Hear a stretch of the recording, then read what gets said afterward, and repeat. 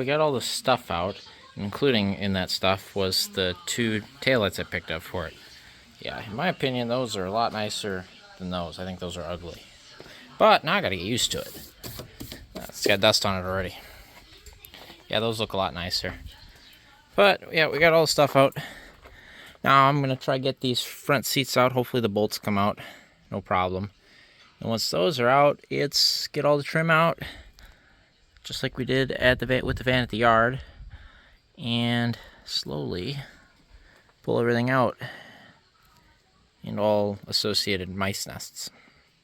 So back on the tripod, this will be a time-lapse sort of deal.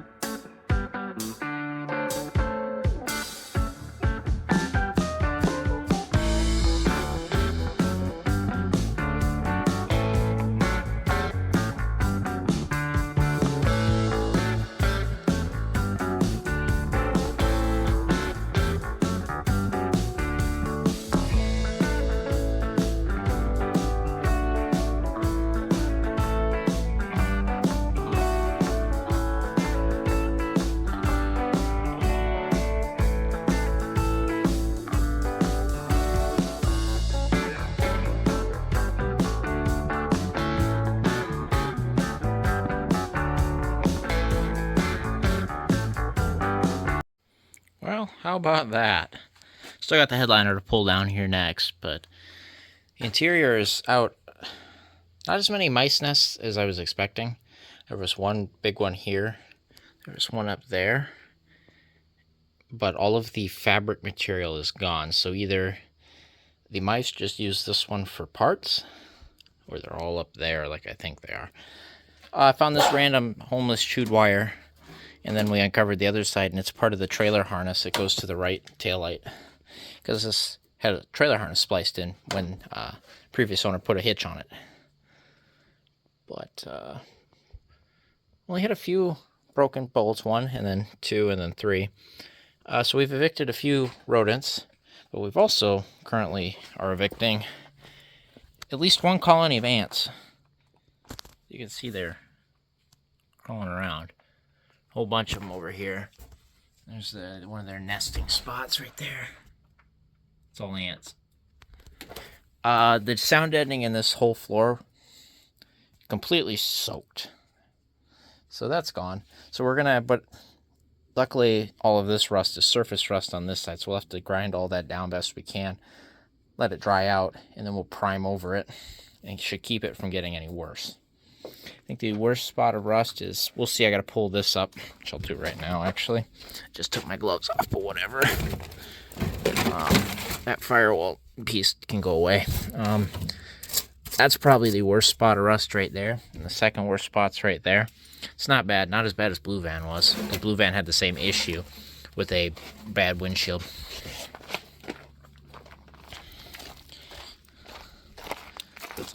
Yeah, but we'll see when we take a grinder to it. But yeah, it's similar, but not as bad. Besides the fact there's a hole in the floor for the fuel pump, but you know. So, I guess I'll go back to work, get the headliner down, fold that up, get it away from me, and into the pile of antivirus. And go from there, probably get a vacuum in here, clean up and suck up all the dust and debris and whatever. And then before we do anything else, we gotta pull this dash apart, get that heater box out of there, replace it, I think, or at least repair it. Although I see at least one heater, what do I call it, vacuum blend door on the driver's side where the ends are rotted off of it, so huge vacuum leak. I got a whole heater box, if you remember, out of that. I think it was a 94 Caravan that was sitting for 15 or so years, we determined. About the same length as this van, actually. So, yeah, I think it was 2005 it was parked, so 19 years or so, whatever the video title said. Yeah. I think most of our damaged wires are going to be bad. There's a harness plug here that's damaged, I can see. For sure, and that's probably why our windows for the rear open but didn't close, because the open circuit's good, but the shut power circuit is not. Yeah, it doesn't look too bad in here. Smells better. Here's our pile of parts everywhere. In this cubby hole here, all of the spare floor clips for if you pull all the seats out, they were all there. These are never, ever still with the vehicle, ever. And they were all there. So we've got all of them. Not that we'll use them, but we'll put the nicest ones down, naturally. Yeah, how about that?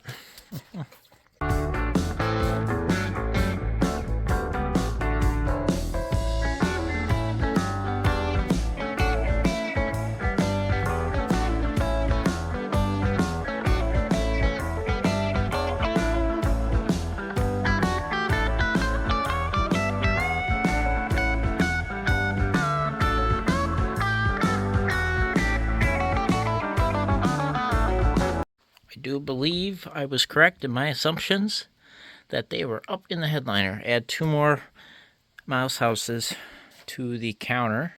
Well, there it is. It's out less niceness than I thought, to be honest, which is a good thing. We'll see. I have to poke my head up in these rails and stuff.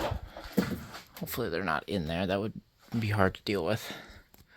But there was 2 in the center console. Up there, the overhead. One thing I noticed, I don't think this one is wired for the trip computer. At least up at the headliner harness. I don't think it's wired for it. There. So besides the dash, now it's all cleaned. We sucked out another huge mouse nest in that corner up there. There was one up there. Still got to suck down here. And something else that I thought of is we're actually going to have to address that, I think. Now, if I didn't live on a gravel road, I'd probably ignore it till I actually wanted to take care of the bodywork, but seeing as I live on a gravel road, we have to address this in some way. Another trick, if you live on a gravel road, and have an older vehicle, turn your fan vents all the way on, set your temp to whatever. Do not have recirculation on. You want that off. But turn your vents up, and it creates positive air pressure in the cabin. It actually pushes air out and kind of seals it up. So we minimize the amount of airflow in here, and we do that as I do with every other vehicle I have. And that should fix that. But that requires fixing the HVAC too. So, yeah, but I think we'll clean this up and we'll bridge a patch of duct tape over that. Because I don't want to, like, fill it with foam. A lot of people fill it with foam when they're, you know, got a cheap beater. Your cab corners rotted out of your truck, fill it with spray foam and you're good to go. Stuff it with a rag, but that all holds moisture. Duct tape won't. Or we can come in here and build ourselves a new rocker panel with some license plates, too. That wouldn't take all that much work, and it wouldn't make it any worse, you know, for what we had to repair. I mean, we have to cut all this up anyway, so a couple self-tappers across with some license plates. I might go that route, too, and then still seal it up with duct tape. Let's see what I got for some license plates. We might do that quick. Why not, right?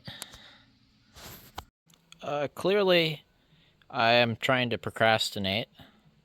So I went and I dug some license plates out. You might recognize that plate and these plates, as this was the original plates that were on the van when it was plated while it was parked, and this set was inside the vehicle. And then I've got a set off of my brother's old car. I think that's what they're from. I don't remember. So those are going to be my bottom pieces. I calculated roughly that I'd need 5 to make the bottom of the rocker. Yeah, look at that, 93 White Voyager. And they're going to go something like that, as you can see.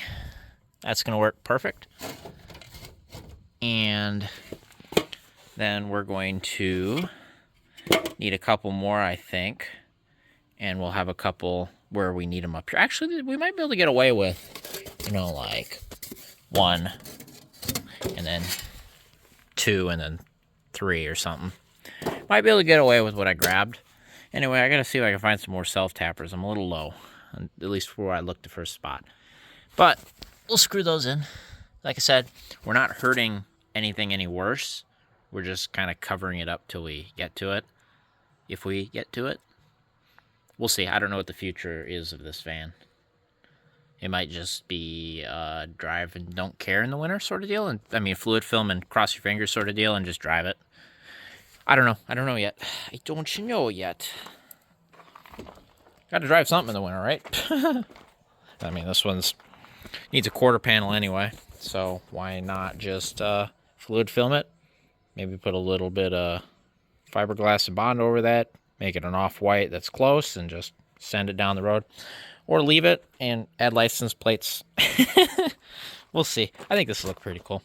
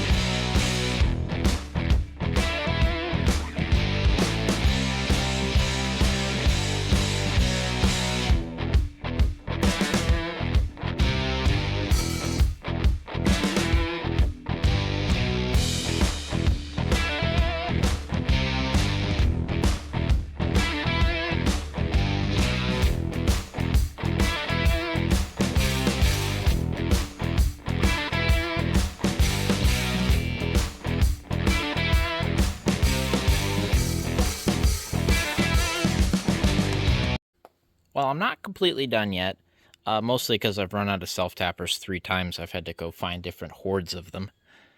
But that's the gist right there. I've got one little patch up here to make, which I've got the bottom plate, and then I'll use the cut-up one to splice the piece below the door, so we obviously don't go into the door. But how about that? I do believe that is moi. Got all kinds of different styling here, including this O'Reilly plate I got for free at a garage sale. I've been looking for a use. I had it hanging on the wall for a while, but then I took it down, and it's actually the perfect white for this corner, and just, I don't know, just the way it is, it turned out great. And then we did the hole patching part, which was the whole point, was to cover the holes so we don't suck in as much rust. And we've got a bunch of Minnesota plates down below there. Yeah, but for style points, we obviously got the O'Reilly plate, the Loon plate, the Illinois plate, and an old style Minnesota plate. And we'll have a bit of a new style plate cut up in pieces there. I'll try to be fancy about it. But there, that solves the biggest rust hole on the van. For now, obviously, or maybe permanently, I don't know. I think I might come in with some seam seal or something, but look down there. You can't see the light anymore. Hopefully I didn't hit that wire harness. Doesn't look like I did. So, that'd be an unfortunate side effect. But yeah, look at that. There's no more daylight. How about that? That right there is going to help a lot with dust intake. Well, you can see where all the dust was stuck up there where it's coming in. Yeah, that was the biggest hole in the vehicle. This side's good, as you can see. Don't have to worry about this. And I filled that with fluid film, by the way. There's a little access hole back there that I was able to get into. That side's good. There, we just patched the rust hole. I'm actually super proud of that. As you can see, got a little bit of a gap there on the Illinois plate. We can hit a self-tapper right here would help in the center, because we went to the edges here to catch the other two plates to seal them up. Need to hit like 2 right here. Like I said, I don't have any right now. I gotta go digging again. Yep, I am happy with that.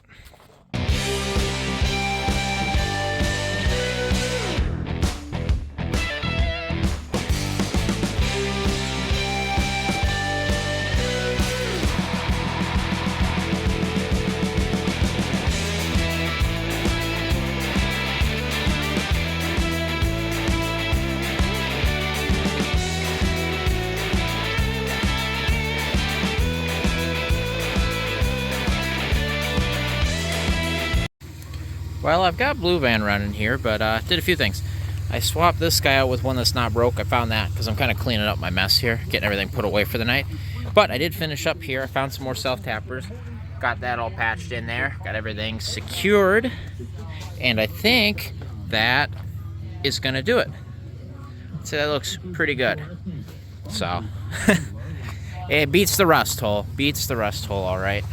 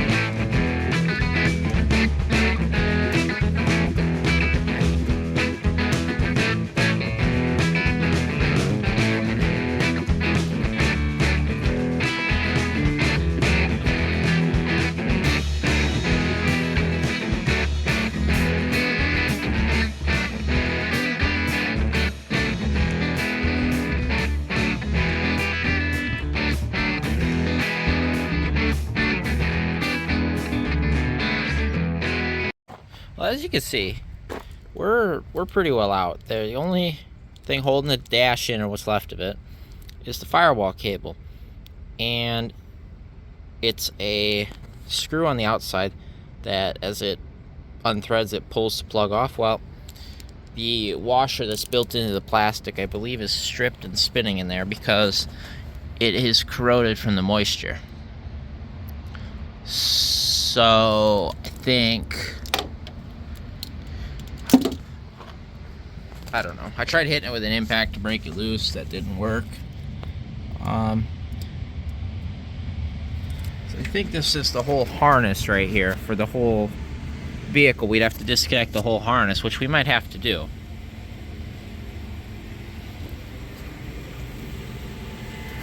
But otherwise, mind the tractors that are the combine. They're taking the corn out right now. Yeah, that's the whole harness for the whole dash, I think. Dang it. I mean, we can see a heater box otherwise. She's trashed. Actually, this whole dash support's in really, really poor shape. Like not good, this lower beam here. Like, go to the junkyard and get a different one. Bad. Yeah, like, see, like, this is broke off completely. Yeah, it's not good. That's not very good. But I think that was the weakest, most unprotected metal in here, so. Are we surprised? No, not really. Yeah, I'm thinking I'm gonna have to. Problem is, that harness is up under here. And it goes through, yeah, it's up back there. So it's an absolute royal pain if we can't get it out of the firewall. Dang it. One bolt is all that's stopping us. Everything else is out. See, yeah, he's right here. But it's spinning in the bore. Right side, I do believe this is spare switched ignition and battery feed right here. See this right here? These are on all of them, so you get a spare feed. You know what we're gonna use this for? The power seat. And I figure we just leave that on battery feed because it's not gonna take any power unless you flip the switch. So I believe we'll just hook to that feed right there for the power seat. And then we'll just run a ground into the body somewhere.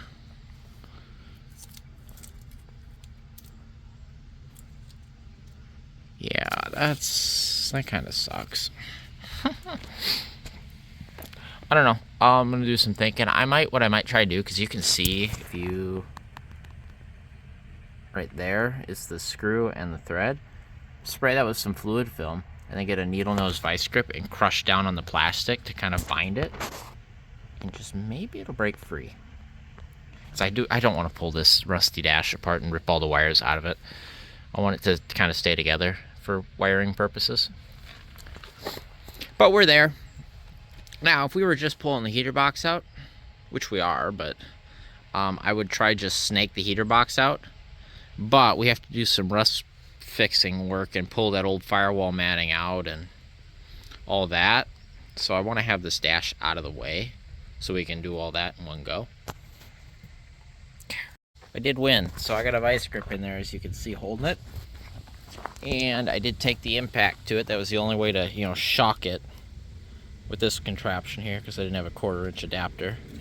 But, so you can see I got it spun out. Now I just got to pull the connector off, and it should pop through the firewall.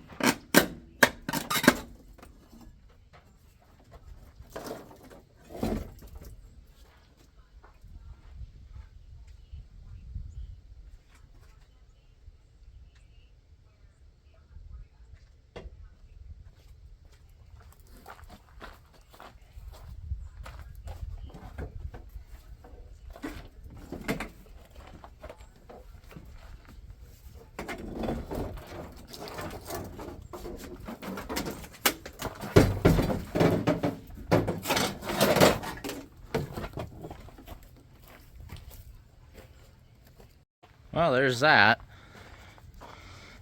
That connection definitely needs cleaned up. There's a little bit of corrosion in there. So we'll have to make sure we clean that up before we put it back on. But, yeah. Now it's just a heater box, which is this little guy right here. Loosen that bracket up.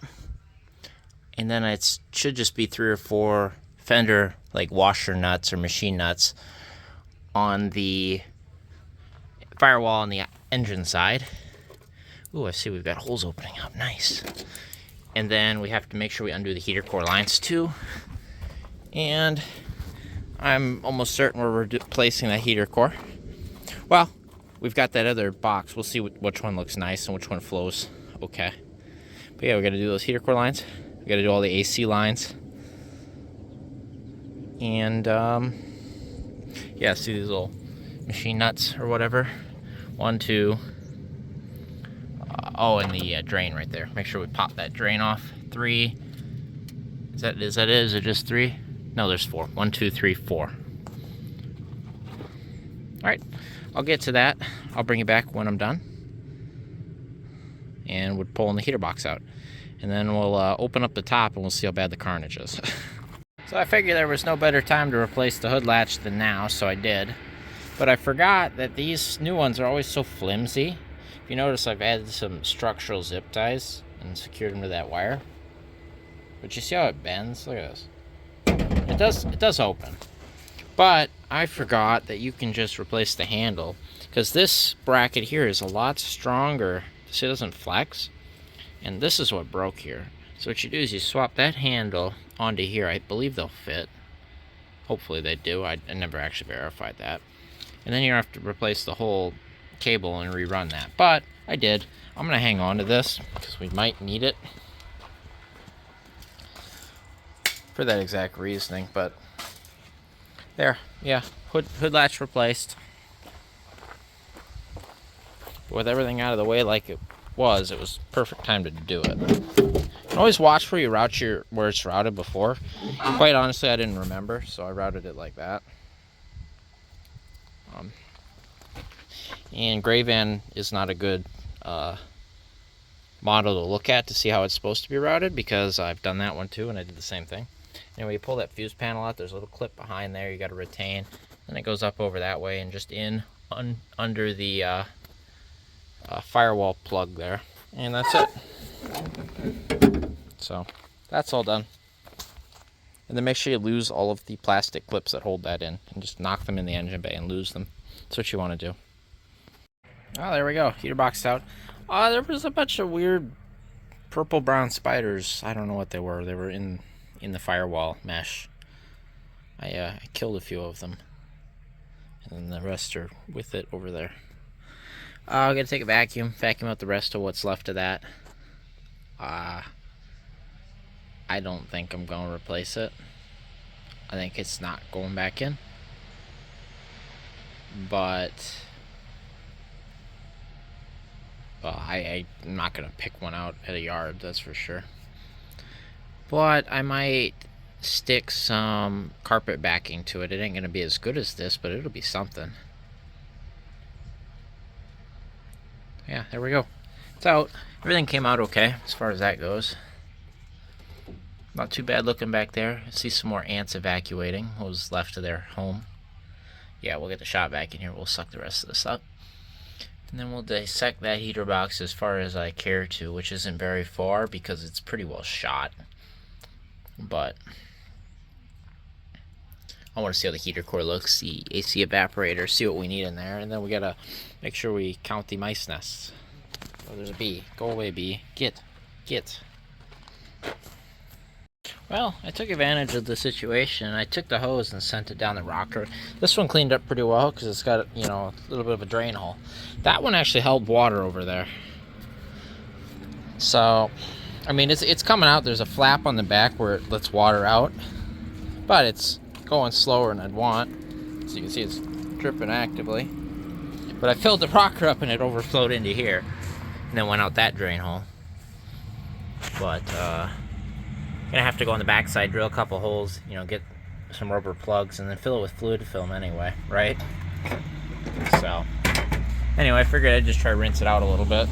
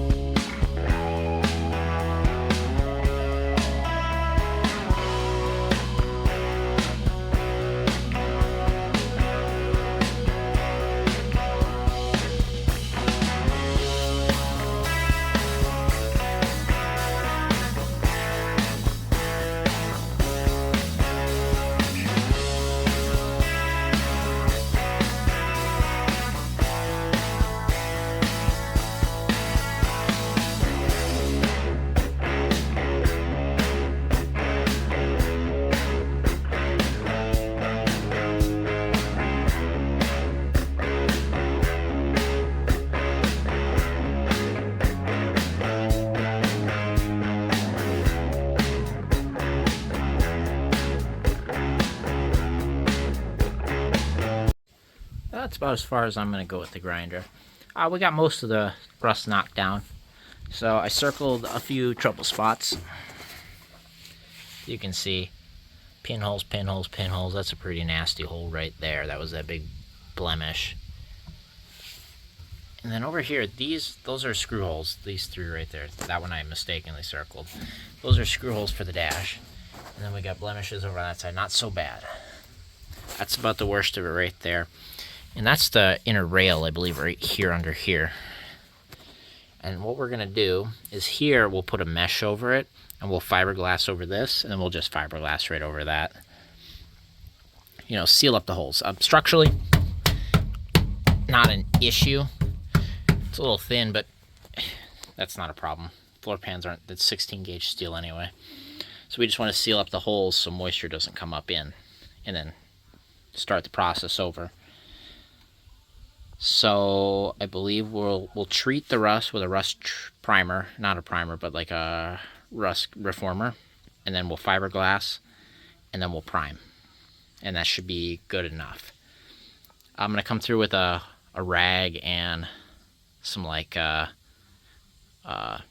paint prep sol or whatever you want to call it, and then we'll clean it up, and then we'll prime it, like I said, and then once this is all done. And then we're waiting on that to dry. We're going to start clearing out the back here. And then we will kind of work our way back. And we'll wait for other stuff to dry. We'll start prepping the new HVAC box, which is not that one. You know, and we'll just keep working back and forth.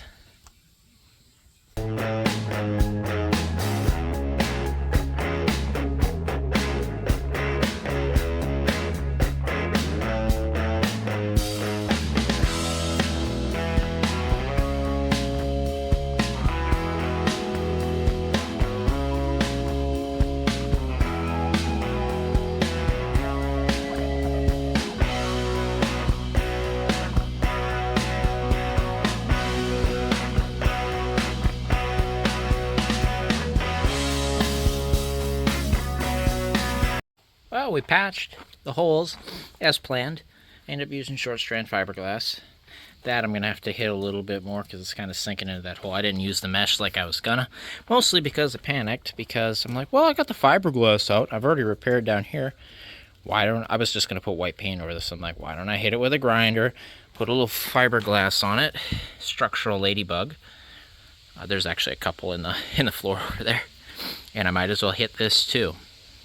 So I hit it with a grinder, knocked down the, paint, loose paint and whatever. Taped off a little bit for the a hit of fiberglass and kind of touched it up a little bit. Obviously we'll knock most of that down, but it gives a better surface to paint to. And so I don't know if I'll hit it with Bondo or if I'll just use like a spot putty and just spot over it, I think is what I'll do. Saves a step. And then we'll hit it with a white. And then it'll last a little longer, I think. Hey, that's the visible rust there. Knock that down, make that a white, got all this done. Heck, the rust is taken care of. Might as well try fill that too, huh? That little hole there. Might not hit that with a little bit, because I'll mix up a second batch for this, and I'm going to do a light fill over most of this floor, fill all the pores and stuff.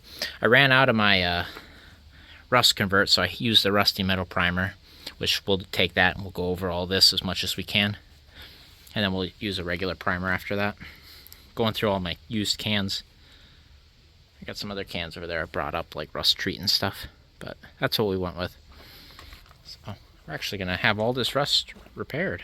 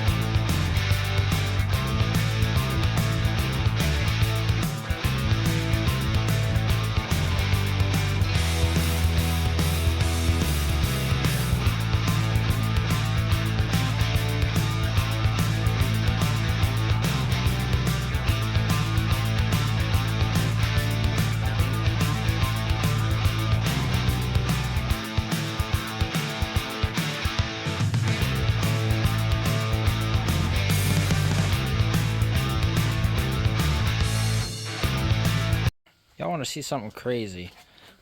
So every vehicle that I have ever done that's been sitting always had nests in the box. Without fail. And this box for this van that's been sitting 18 years doesn't have a single mouse nest in it. Not even in the fan.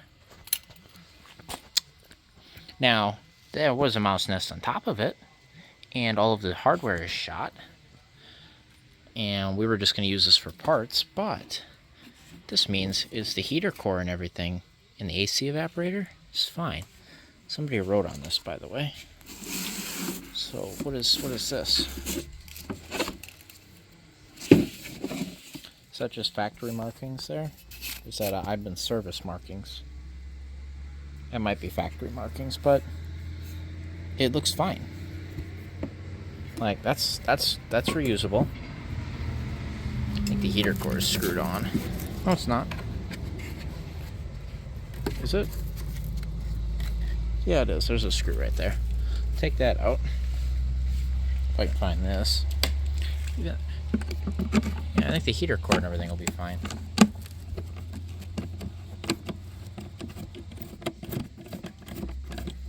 All the seals and stuff honestly aren't too bad on this thing.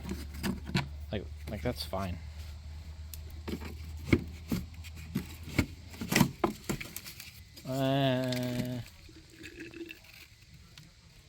Okay, we're not going to use the heater core. Yeah. Okay. No thanks. But if we need to, we can use the foam around it. Foam's still good. That blend door down there, all of the little fittings on the blend doors are rusted off pretty much. Like that one's about to break. One broke off in the line. We'll have to test this fan, see how that fan works. But I guess the evaporator's good. And all of this foam is in good shape, surprisingly. Like, it's not falling apart like it usually does. This foam's okay. It's got a tear because I broke it, but that's not bad. We can use that foam. So I'm going to pull the good box up. We'll open that one up, and we'll piece the two together. Well, got that all primed. Got that filled and everything. So I'd say it's pretty good. Over here, we got the fiberglass crudely sanded down. You know, it is not great, but it's definitely better than it was. Better than just putting paint over it. Now, we'll hit it with some spot putty, and that'll clean it up, and then I'll hit it with like a 400 grit sandpaper or whatever I come up with. And that should get it pretty close. Okay, so here's our heater box, and here's the one I pulled off of that 94. And they're essentially the same. There's a few small differences. Looks like in the cover, in the 94, they added a screw down here to kind of hold this. No big deal. That's fine. We're using the 94 cover anyway. And then because of the dash remodel, or reface, or whatever, the lower channel is different. Notice the 93, how it's got foot vents on the sides. This one has the added center vent for that newer dash style. We do not have that, so we have to swap our lower piece onto this box. But the box itself is essentially the same.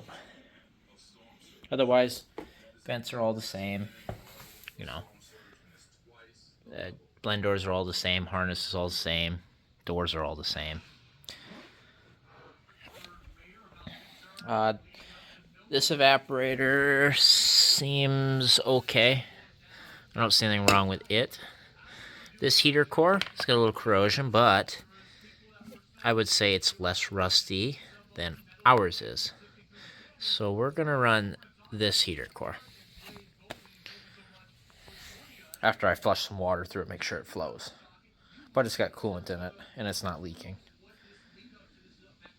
And then I got to test the two blower motors, see which one's the nicest, and put the nicest one in the box we're going to use.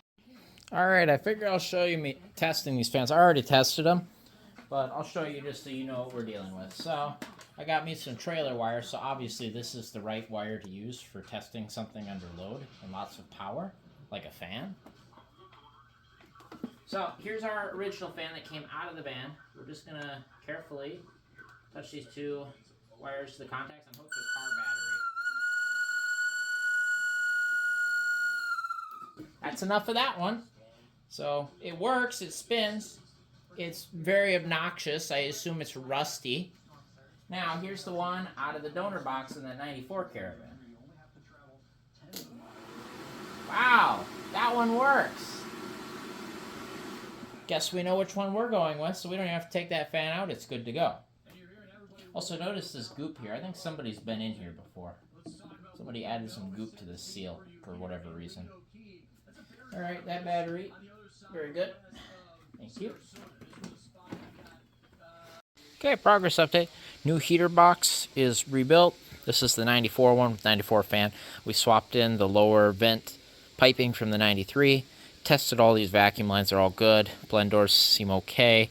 That heater core looks good. These are the heater core and evaporator out of this box. So, the only thing out of the other box is nothing. The only thing out of the other box, I should take that back, is that lower heater channel, because our dash is different than the 94. I did save the old heater core, the evaporator, the seal for the fan door, because that was good, and a couple screws in the vacuum tubing. But the rest of the heater core, or the rest of the HVAC box, garbage, junk. Couldn't even really save the screws, they were all rotten. Fought getting them out. Then in here, I went to town with a seam sealer gun, just kind of touched up the seam seal. That little guy popped out, wouldn't go back in, so I sealed the heck out of him. Letting that set up. And as far as the bodywork goes, I don't remember, did we see the putty? I've got the putty on there. It's still, actually it hardened up finally. It's a little bit soft in a couple spots, but it's pretty well hardened up. The rust is gone as far as I'm concerned. That looks pretty good. Too bad I didn't grind the rust down under the plates, but we're going to have to redo that whole thing anyway, if and when we get to it.